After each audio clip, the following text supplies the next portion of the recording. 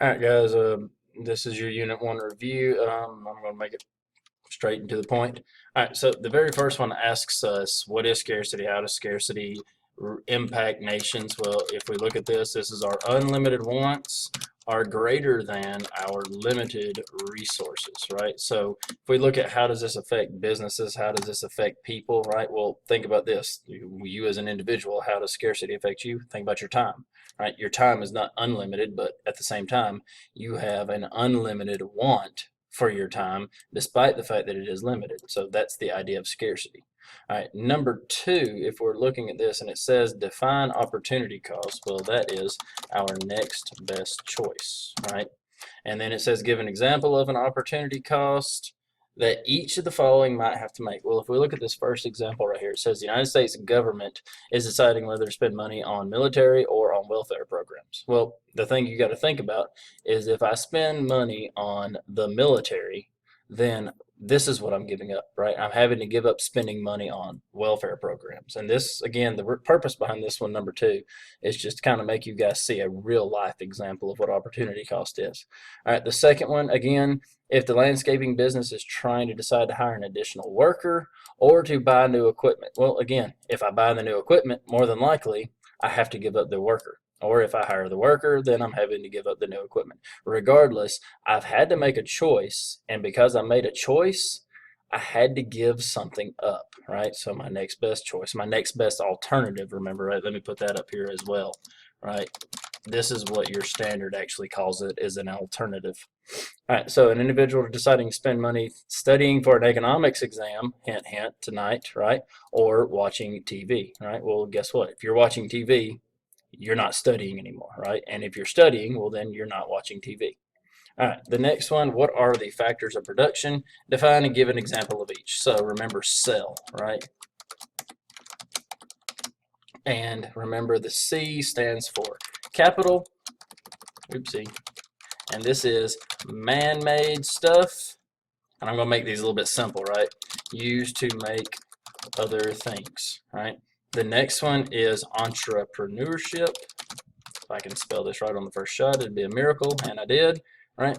And these are your business owners, right? These are the people who are taking risks to decide how to use land, labor, and capital. Land, remember, is our natural resources, right? And then labor, well, that one's pretty obvious, right? That's just the work that we're doing, right? So giving an example of each one, well, for capital, that might be something like a bulldozer.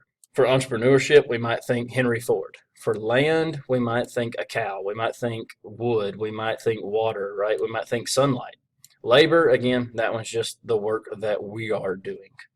Okay, now then for this next one, it's going to be a little tough for me to do on the computer, but let's see what we can come up with. All right, I may just have to get you kind of the basics of it here. So let's see, draw a shape. Let's draw a rectangle. Okay. Oopsie, that's not going to be good.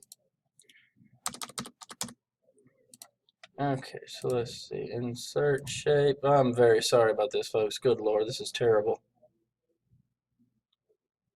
Where's my... Oh, there we go. Okay, so here we go.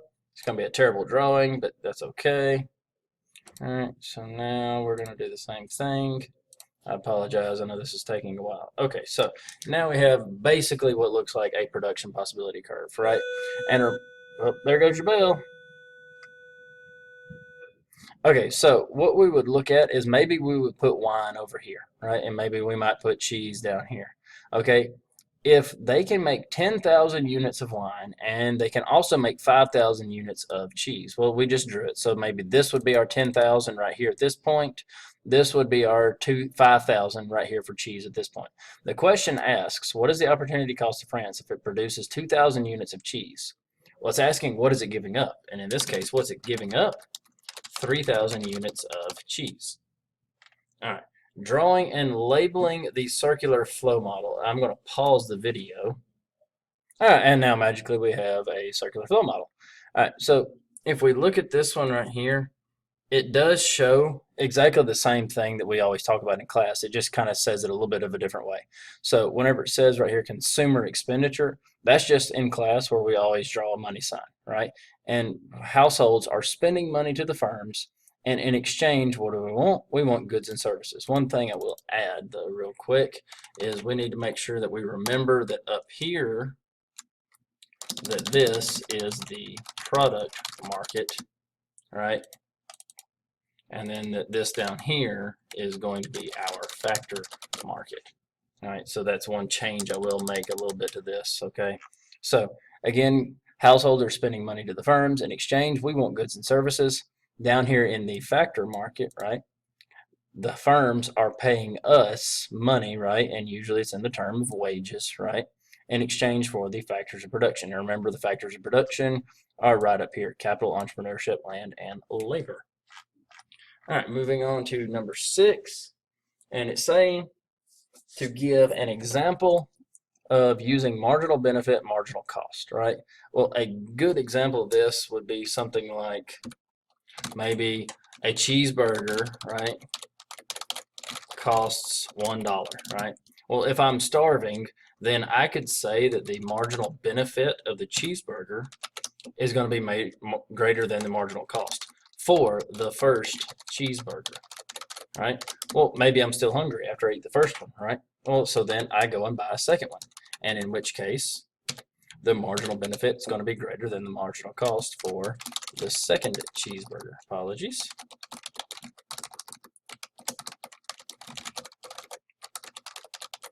All right, now then, I've eaten 2 cheeseburgers, so now I'm pretty full at this point, right? And if somebody comes to me and says, hey, do you want to buy a third cheeseburger? I may say, no, I'm already full. At that point, now this is true, right? The marginal cost is now greater than the marginal benefit, right? So I don't want to keep eating, well, because I'm full, and it's really not worth it, right? If I know for a fact, if I buy that third cheeseburger, it's going to go to waste. All right, list and describe the 3 basic economic questions: who, what, and for whom to produce, right? And so what we're seeing here is that what are we going to make, right? And then ultimately, I'm sorry, not for whom, not here. This should be how. I apologize for that, right? What are we going to make? For whom are we going to make it? And how are we going to make it, right? And again, this is a question that everybody has to answer. All right, command market and mixed economies. In a command economy, we're thinking pretty much one thing: the government's making the decisions, right? In a market economy, we're thinking producers and consumers.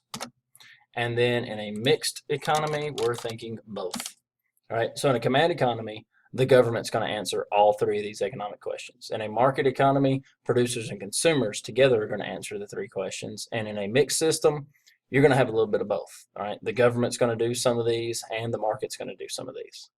All right, number 9, describe the role of a market government in a market economy. Okay, here's where we got to be careful, right? Because the government never answers what, right? Generally speaking, in a market economy, the government's not going to answer the what to produce, but they may answer the how to produce. They may tell companies, right, an example of government regulation right here, they may tell a car company, you have to use airbags, right? You have to put airbags in your car, in which case that's actually going to hurt producers because it costs them more money. But at the same time, it's going to help consumers because that's meant to protect them. All right, the next one, number 10, this is specialization, all right?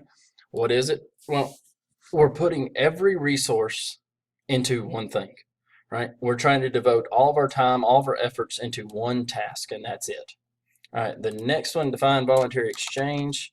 This is freely and willingly exchanging between buyers, or in other words, producers, right, and sellers. Or, I'm sorry, not producers here. Good night, heaven. I'm sorry, guys.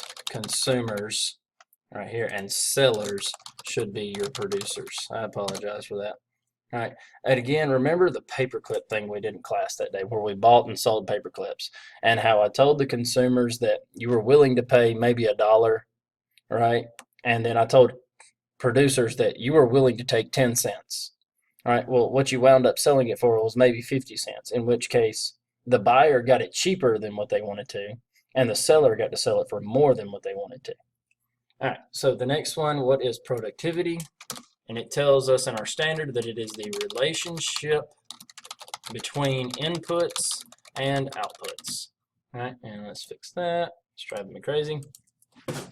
So how much do we get out of whatever we put into something, right? So if we work for 5 hours and we only make one paper airplane, well, we're not very productive, right?